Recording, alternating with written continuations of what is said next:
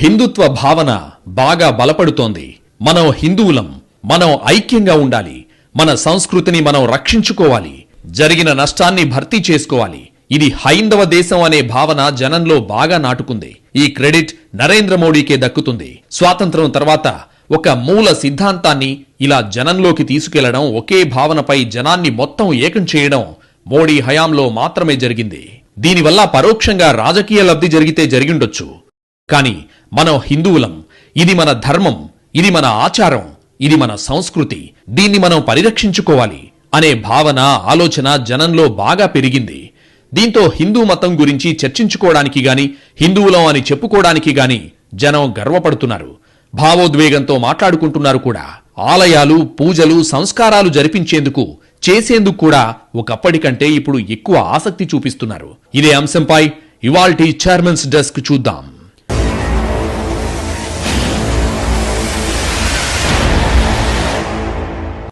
హిందూ జాతీయవాదం ఒకప్పుడు దేశంలో ఒక వర్గం భావజాలం. కానీ ఇప్పుడది ప్రధాన స్రవంతిగా మారింది. మోడీ వచ్చాక అలా మార్చారు. 10 ఏళ్లుగా దేశ ప్రధానిగా కొనసాగుతున్న మోడీ హిందువుల్ని ఏకం చేశారనడంలో సందేహం లేదు. అసలు హిందూ మతంపై హిందువుల ఆలోచనల్నే ఆయన సమూలంగా మార్చేశారు. దేశంలో ప్రధాని అత్యున్నత పదవి.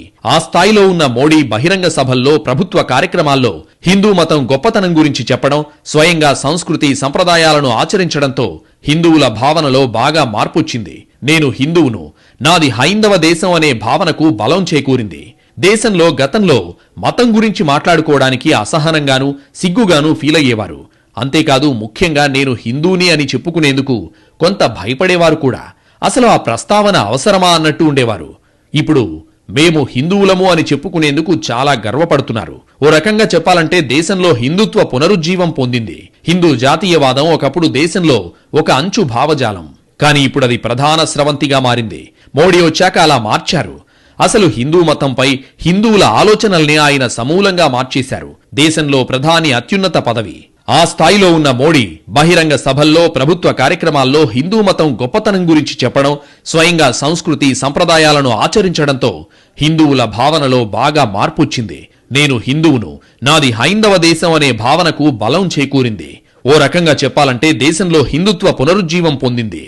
500 సంవత్సరాల క్రితమే అయోధ్య ఆలయాన్ని ధ్వంసం చేసిన దాని పునర్నిర్మాణం మాత్రం ఇప్పుడు జరగడంతో జనంలో రాముడిపై, హిందుత్వంపై మరింత ఆదరణ పెరిగింది.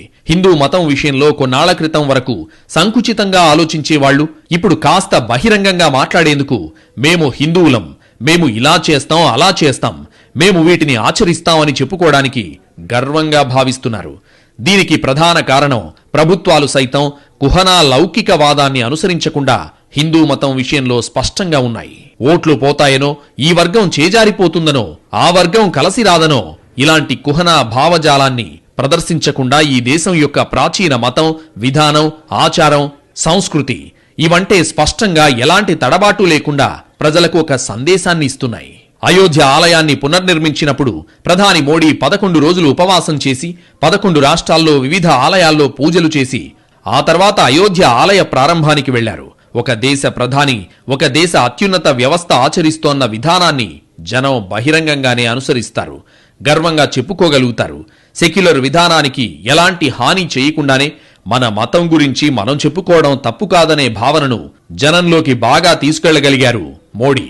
హిందువునని చెప్పుకున్నంత మాత్రాన, హైందవ సంస్కృతిని పాటించినంత మాత్రాన లౌకికత్వానికి ఏం భంగం రాదని మోడీ ఆచరణాత్మకంగా నిరూపించారు.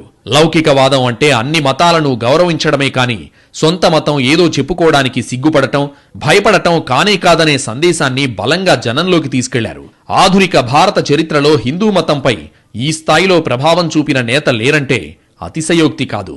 ఘనమైన వారసత్వం, చరిత్ర ఉన్న హిందువులు గర్వంగా తమ మతం గురించి చెప్పుకోవాలనే ప్రేరణ ఇచ్చారు మోడీ. మన గురించి మనం చెప్పుకోకపోతే ప్రపంచానికి ఎలా తెలుస్తుందనే సందేశం ఇచ్చారు. హిందువులు ఎవరికీ భయపడాల్సిన అవసరం లేదని, ఇది హిందూ దేశమని మోడీ చాటి చెప్పారు. మోడీ రాకముందు హిందూ మతం లేదని కాదు, హిందువులు పూజలు చేయలేదని కాదు. కానీ బలమైన నేత స్ఫూర్తిగా ఉంటే ఖచ్చితంగా చెప్పుకోదగ్గ మార్పు వచ్చింది. ఆ మార్పే ఇప్పుడు దేశంలో స్పష్టంగా కనిపిస్తోంది. పూజలు, పునస్కారాలకు ఎక్కడా లేని ప్రాధాన్యత పెరిగింది. ఆలయాలకు భక్తుల రాక పెరిగింది. హిందూ ఆచారాలు సంప్రదాయాల గురించి తెలుసుకునే ఆసక్తి పెరిగింది. ఇలా ఒకటేంటి, హిందూ మతం, హిందుత్వానికి సంబంధించిన అన్ని విషయాలపైన హిందువులు మరింత ఆసక్తి ప్రదర్శిస్తున్నారు. మా సంస్కృతి ఇది అని గర్వంగా చెప్పుకుంటున్నారు. గతంలో కొనసాగి మధ్యలో నిలిచిపోయిన ఆచారాలన్నీ మళ్లీ పురుడు పోసుకుంటున్నాయి. మొత్తం మీద హిందుత్వ కొత్త శోభను సంతరించుకుంది. హిందూ మతంలో కొత్త శకం మొదలైంది. హిందువుల్లో భావోద్వేగం బాగా పెరిగింది. గతంలో జరిగిన నష్టాల గురించి చెబితే ఆ నష్టం భర్తీ చేయాలనే ఆలోచనతో ఉంటున్నారు. అసలు ఎవరూ చెప్పకముందే ఎక్కడో మారుమూల ఆలయాలకు చరిత్రలో జరిగిన నష్టాల్ని తవ్వితీసి మరీ సోషల్ మీడియాలో షేర్ చేస్తున్నారు. మోడీ నేతృత్వంలో హిందూ మతానికి తిరుగులేదనే భావన రావడంతో మతాన్ని రక్షించుకునే పనులన్నీ ఆటోమేటిక్గా జరుగుతున్నాయి. ఇంతకుముందు హిందుత్వపై ఆసక్తి లేనివారు కూడా ఇప్పుడు కొత్తగా ఆసక్తి పెంచుకుంటున్నారు. యుగ యుగాల హైందవ వారసత్వానికి తాము ప్రతినిధులమని చెప్పుకుంటున్నారు. ఎవరికి వారే వ్యక్తిగత స్థాయి నుంచి సామాజిక స్థాయి వరకు హిందూ మత కార్యక్రమాల్లో ఉత్సాహంగా పాలుపంచుకుంటున్నారు. పండుగలు, ఉత్సవాలు, వేడుకల్ని వీలైనంత ఘనంగా నిర్వహిస్తున్నారు. ఎక్కడ వీలైతే అక్కడ హిందూ మతం గొప్పతనం గురించి చెప్పడానికి వెనకాడ్డం లేదు. హిందూ మతానికి ఆది నుంచి ఘనమైన చరిత్ర ఉంది. కానీ హిందువుల్లో ఆత్మవిశ్వాసం తగ్గిందనే సూచనలు కనిపించాయి. చివరకు తమకు జరిగిన అన్యాయం గురించి కూడా గట్టిగా చెప్పుకోలేని దుస్థితి. ఇదంతా మోడీ రాకముందు సంగతి. కానీ మోడీ వచ్చాక మొత్తం పరిస్థితి మారిపోయింది. హిందూ హృదయ సామ్రాట్గా చెప్పుకున్న మోడీ ఎక్కడా హిందుత్వ గురించి చెప్పడానికి వెనకాడలేదు. చివరకు ముస్లిం దేశాలకు వెళ్లినప్పుడు కూడా హిందూ మతం గొప్పతనం గురించి ప్రసంగాలు చేశారు. గల్ఫ్ దేశాల్లోనూ ఆలయాలను ప్రారంభించి హిందూ మతం ఘనతను చాటి చెప్పారు.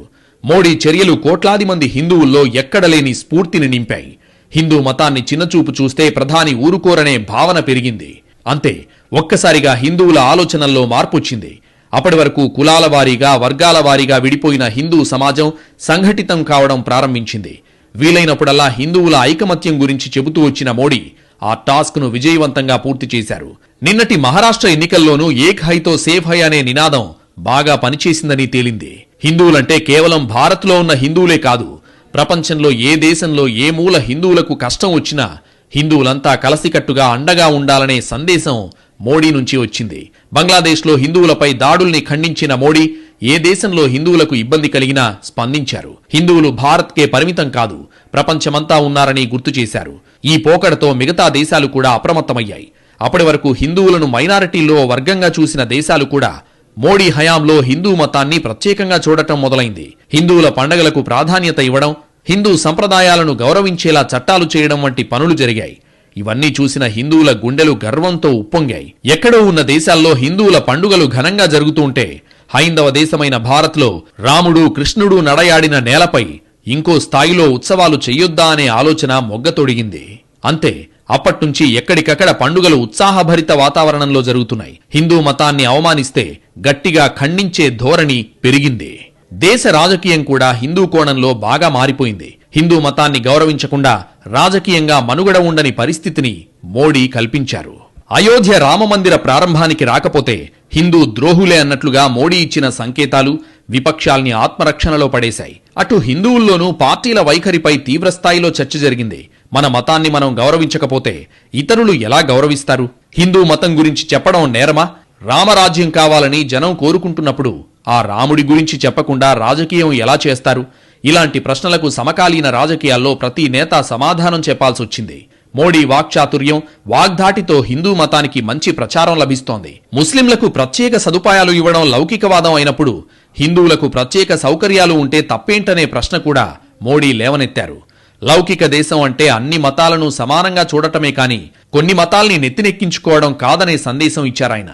ఈ వాదన హిందువులకు బాగా నచ్చింది. దీంతో ఎక్కడికక్కడ వారు నేతల్ని నిలదీయడం మొదలైంది. దీంతో అప్పటి వరకు హిందుత్వ పేరెత్తడానికి మొహమాటపడ్డ పార్టీలు కూడా ఇప్పుడు తప్పనిసరిగా హిందూ మతం గురించి మాట్లాడాల్సిన పరిస్థితిని మోడీ తీసుకొచ్చారు. గతంలో రాముడి పేరుతో బీజేపీ రాజకీయం చేస్తోందంటూ కొన్ని పార్టీలు విరుచుకుపడేవి. ఇప్పుడు అలా మాట్లాడటానికి 1కి 10 సార్లు ఆలోచించుకోవాల్సి వస్తోంది.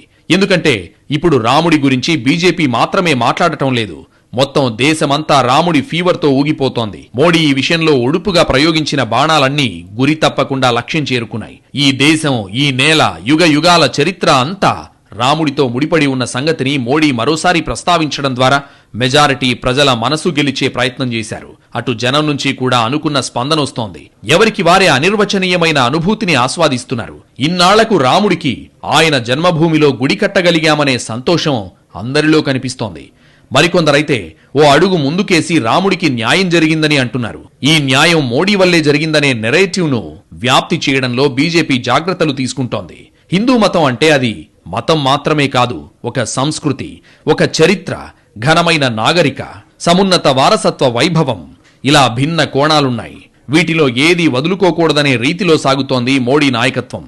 హిందుత్వను అంటరాని పదంలా చూసిన వారందరూ ఇప్పుడు హిందూ జపం చేయాల్సిన పరిస్థితిని ఆయనే తీసుకొచ్చారు. హైందవ దేశం అని చెప్పుకుంటే ముస్లిం దేశాలతో సంబంధాలు బలహీనపడతాయనే వాదన కూడా తప్పేనని నిరూపించారు. మన ఇంట్లో మనమే భయపడాల్సిన పనిలేదు. మన పెద్దల పేర్లు చెప్పడానికి సిగ్గుపడక్కర్లేదు.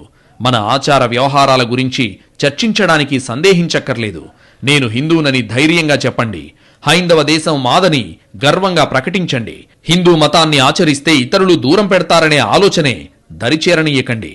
హిందువులారా ఏకం కండి. ఒక్కతాటిపై కదిలి హిందుత్వాన్ని రక్షించుకోండి. ఇది మోడీ ఇస్తున్న సందేశం.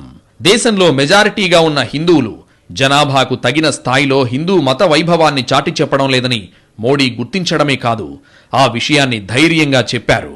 ఈ క్రమంలో ఓట్లు వచ్చినా పోయినా పట్టించుకోలేదు. గెలుపోటముల కోసం హిందుత్వ విషయంలో